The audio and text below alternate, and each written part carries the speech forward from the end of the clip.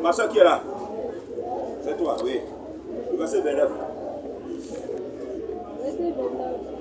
Et vous ne cherchez pas ce que vous mangerez et ce que vous boirez. Et ne soyez pas inquiétés. Car toutes ces choses, ce sont les païens du monde qui les recherchent. Votre Père sait que vous en avez besoin. Cherchez plutôt le royaume de Dieu et toutes ces choses vous seront données par les. Ne craignez point, petit troupeau, car notre Père a trouvé bon de vous donner le royaume. Merci. Verset 33. Vendez ce que vous possédez. Donnez-le en aumône. Faites-vous des bourses qui ne s'usent point. Un trésor inépuisable dans les cieux. Où le voleur n'approche point.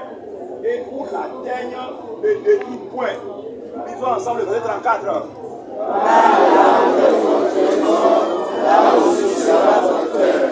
Amen. Amen. Donc nous voyons l'avertissement de Christ. C'est de Christ contre la convoitise.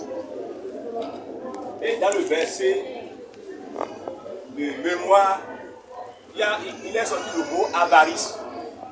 Voilà. Quand on parle de convoitise, le convoitise va avec l'avarice. Ça va avec la cupidité. Ça va avec l'insatiabilité. Gloire à Dieu. Et quand vous considérez tout le chapitre, Jésus a relevé 3 phénomènes, 3 mots. Et quand vous allez dans le verset premier de ce chapitre 12, il a parlé de l'hypocrisie des pharisiens. Il y a 2 phénomènes qui guettent l'âme de ceux qui voyagent vers le ciel, les croyants qui voyagent vers le ciel. Il y a 3 phénomènes. Le phénomène de l'hypocrisie. La vie a toute facette. Le phénomène de la convoitise. Et le phénomène de l'inquiétude ou de l'anxiété. Il a question ce chapitre. Et nous avons vu qu'il a mis l'accent sur 2 de ces phénomènes ce matin. Dans ces versets que nous avons considérés. Le phénomène de la convoitise. Et le phénomène de l'inquiétude et l'anxiété. Ces deux mots, M-A-U-X, troublent beaucoup de chrétiens et ont déjà détruit la vie de beaucoup de personnes aujourd'hui. Et quand nous parlons de la convoitise, de quoi parlons-nous? Comment cela est défini en grec? On appelle pléonesia. La convoitise est la pléonesia. C'est-à-dire désirer de plus en plus. Désirer de plus en plus. Quand la convoitise commence là, ça commence petitement. Et ça dépasse des bornes. Et ça rentre dans l'extrémisme. On va dire aimer de façon démesurée. Vous voyez? Vous devez faire la convoitise. La convoitise, c'est dans le désir démesuré. Le désir mesuré est recommandé. Il y a un désir sain qui ne dépasse pas les bornes. Désirer de façon démesurée, c'est-à-dire que désirer et chercher à obtenir quelque chose à tout prix. Et souvent, la convoitise, c'est au détriment. C'est-à-dire on désire obtenir quelque chose au détriment des autres ou de son propre âme. C'est ça la convoitise. Et c'est ce qui la différencie d'un désir légitime et d'un désir qui n'est pas prêt à obtenir tout chose à tout prix. Le désir divin, le désir qui est saint, quand ça arrive à un point où vraiment ça va prendre mon âme, ça va m'aider à désobéir à Dieu, ça me conduit vraiment à la souillure, à l'impureté, alors je rejette ce désir-là. Ça c'est un désir. Mais la convoitise est prête à tout vendre, à tout acheter, à tout faire pour obtenir quelque chose. Donc c'est désirer de façon démesurée, extrême, sans scrupule, sans honte, à posséder quelque chose, au détriment des autres, au détriment de soi-même. Et la parole de Dieu est catégorique, formelle, sur l'interdiction. de se livrer à la convoitise. Et quand vous lisez le livre d'Exode chapitre 20, verset 17, où est-ce qu'il disait aux enfants d'Israël? Il leur disait quelque chose de très important. Chapitre 20, le verset 17. Il dit quoi? Tu ne convoiteras point la maison de ton prochain. Voilà, on peut convoiter la maison de Dieu. Tu ne convoiteras point la femme de son prochain. On peut convoiter la femme, convoiter, désirer avoir la femme de son prochain. Tu vois, c'est un détriment de quelqu'un d'autre. Tu vois, donc, vous faites du mal à la personne. La convoitise fait du mal à quelqu'un ou mal à toi-même. On dit que la maison de Dieu. Vous voyez, il y a qui ont pris la maison de Dieu. Parce qu'ils ont convoité ça. Tu ne connais la femme de ton ni ton serviteur, ni ta servante, ni ton bœuf, ni son âne, ni aucune chose qui appartient à ton prochain. Ouais, la convoitise seulement vous amène à plonger le regard dans ce qui est pour autrui, pour le prochain. Et le Seigneur vous en épargne au nom puissant de Jésus. Nous allons voir trois points ce matin rapidement. Vraiment, nous allons voir le péril, le danger qui est derrière la convoitise. En deuxième point, nous allons voir les perspectives de la parole de Dieu au sujet de la prospérité. Quel est le point de vue des Écritures?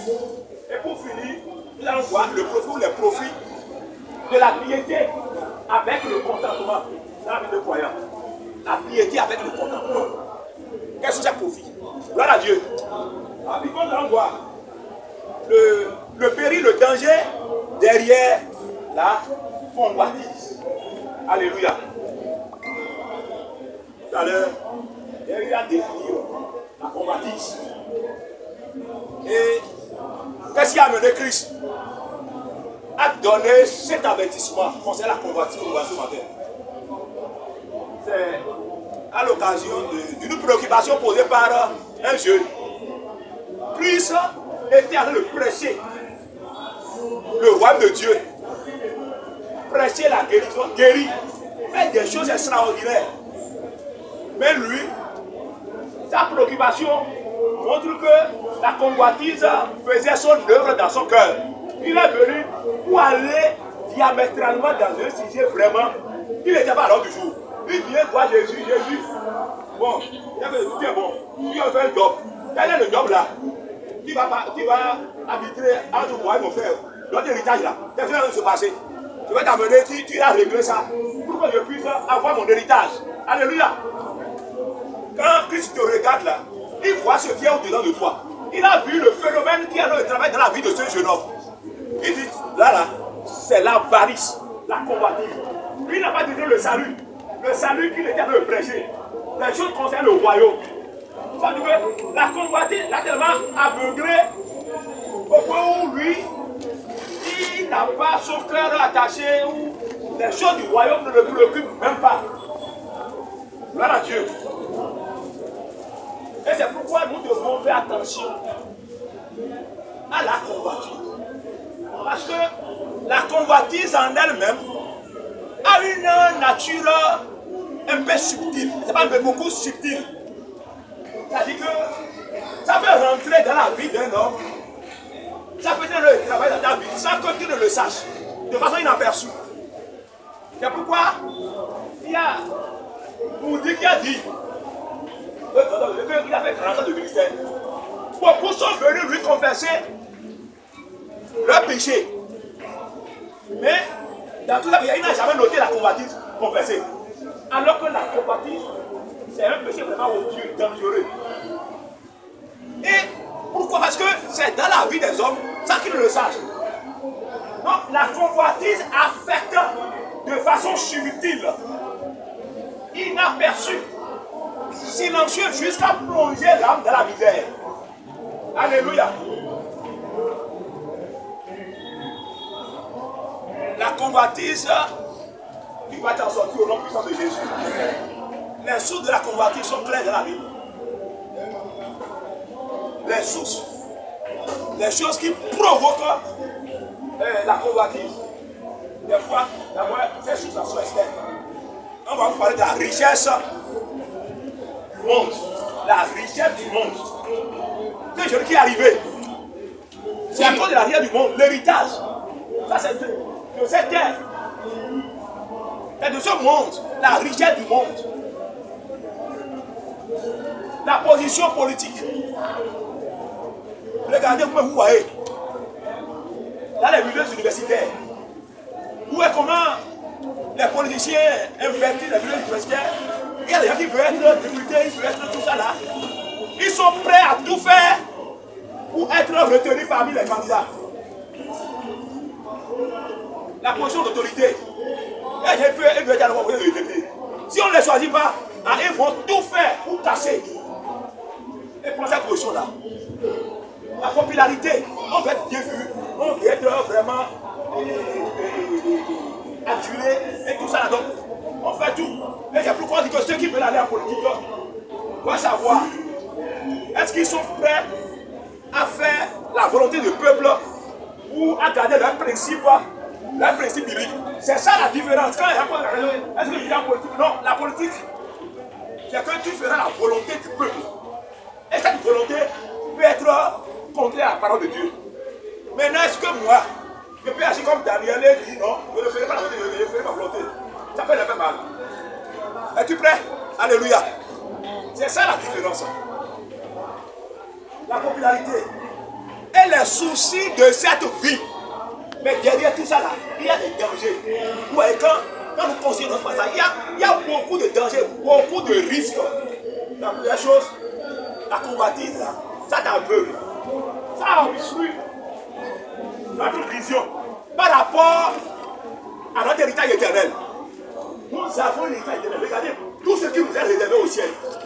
Oui, Satan envoie la convoitise pour détourner les regards de toutes ces choses-là. La vie que nous passons ici, là, c'est la vie d'une seconde ou bien d'une pièce. L'éternité, c'est là-bas. L'héritage, là-bas. Il t'aveugle par rapport à l'héritage. Ça te déconcentre. Ça peut te déconcentrer facilement du ministère et t'entraîner dans des problèmes qui sont non essentiels. Ça peut t'amener à te mêler dans des affaires qui ne sont pas en conformité avec la parole de Dieu. L'autre chose, c'est que ça lie ton cœur aux choses éphémères. Ça lie ton cœur aux choses éphémères. Et les trésors du ciel ne te disent plus rien. Et nous avons vu quelques exemples. Nous avons vu quelques exemples de ceux dont les cœurs sont liés par la convoitise. Nous avons vu la femme de l'autre, vous voyez, ne regarde pas derrière, mais son cœur est lié. Elle regarde derrière, elle est devenue du sel. À quand? Le cœur est dévoué par interdit. Dans Josué chapitre 19, Josué chapitre 7, verset 19. C'est dans le verset chapitre 19, verset 26. À quand a pris le cœur est dévoué par interdit. Il ne peut pas résister. La convoitise, c'est comme une personnalité qui vient de chercher, qui doit lui résister. Il vient, la convoitise va te mordre. Tu as la grâce, nous avons la force, nous avons les moyens pour lui résister. Alléluia. Mais si tu laisses faire, il va prendre la bataille sur toi. Il y a encore, Judas Iscariot, pourquoi il a vendu Jésus? À cause de l'argent. Il en prenait déjà dans la bouche. Mais comme cela ne suffisait pas, il est allé. Vous vous rappelez de Balaam, c'est à cause des guerres, des marches. Et Timothée chapitre 10, il a abandonné l'œuvre de Dieu à cause des choses au monde. Il a abandonné. Il y a beaucoup, ils n'ont pas le temps parce que il n'y a pas de gens goûter, il n'y a pas de gens goûter pour la chorale, pour des choses non, parce que vraiment, mais pour nous dans le monde universitaire, nous voyons que c'est le diplôme. Le diplôme est aussi une source aujourd'hui. On veut avoir le diplôme à tout prix. Il y a des gens qui se livrent pour avoir le diplôme. Ils sont prêts à acheter, à donner de l'argent pour qu'on leur donne les preuves. Ça, c'est la convoitise. Si je n'ai pas ce diplôme-là, non, enfin. Mais il y a des gens là, ils sont prêts à ne pas avoir le diplôme en refusant de sortir avec le prof. Ou en refusant de rester dans les programmes de tricherie. Ils sont prêts à dire, ah, je ne peux pas avoir. Mais si à ce prix-là, moi je ne l'achèterai pas. Alléluia. Que Dieu vous bénisse. Alléluia. Mais comment se libérer de la convoitise? Tu dois t'examiner. C'est pourquoi dans 2 Corinthiens chapitre 13, verset 5, examinez vous-même. C'est pourquoi la Bible a dit veillez sur nous. Quand nous veillons sur nous, nous pouvons voir les choses qui passent dans nos vies et qui bouleversent notre équilibre spirituel. Tu dois d'abord t'examiner. Vous devez dire, si la convoitise est en train de faire une dans la vie. Aujourd'hui, tu remarques, tu dois te repentir. Tu dois te repentir. La repentance sincère et la restitution. Les gens qui entendent, ils vont payer pour avoir le diplôme. Quand ils ont beaucoup de vraiment sérieux, on va c'est le plus délicat. Ils doivent accompagner l'autre le matin. Mais ils sont venus pour demander comment ils vont faire la restitution. Quand ils crient au restaurant. Il faut écrire en quel moment là, il y a quelque chose. Comme le Seigneur a eu à faire, vous voyez, il y a la repentance, la restitution. Maintenant, tu dois aller devant le Seigneur. Comme vous lisez, pour le Seigneur, c'est comme un membre terrestre. La convoitise, l'activité fait des membres terrestres. On dit faites mourir. Puis vous aller au Seigneur pour prier. Demandez au Seigneur, Seigneur, libère-moi et tue ce membre. Et c'est quoi tu vas dire? Je suis crucifié avec Christ. Tu dois aller à la croix pour que ce membre soit crucifié. Alléluia. Je vais vous aider au nom de Jésus. Quelle question rapidement? Qu'est-ce que la convoitise? Qu'est-ce que la convoitise? Et comment cela affecte les croyants? Oui. La convoitise existe le fait d'avoir, de lui avoir quelque chose ou bien de la propre. Merci. Désir à tout prix. Détruire les autres de son propre. Comment cela affecte? Comment cela affecte? Comment cela affecte le croyant? Comment? De quelle façon? De quelle façon?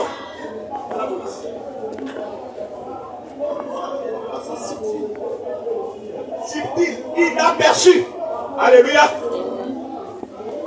Deuxième question. Énumérer les dangers des richesses et de la convoitise.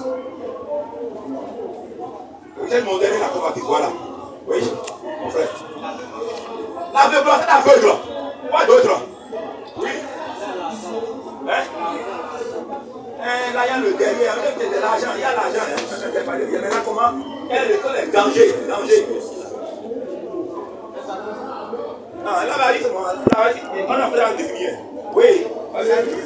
Ça lie le cœur aux choses éphémères. Ça lie le cœur aux choses éphémères.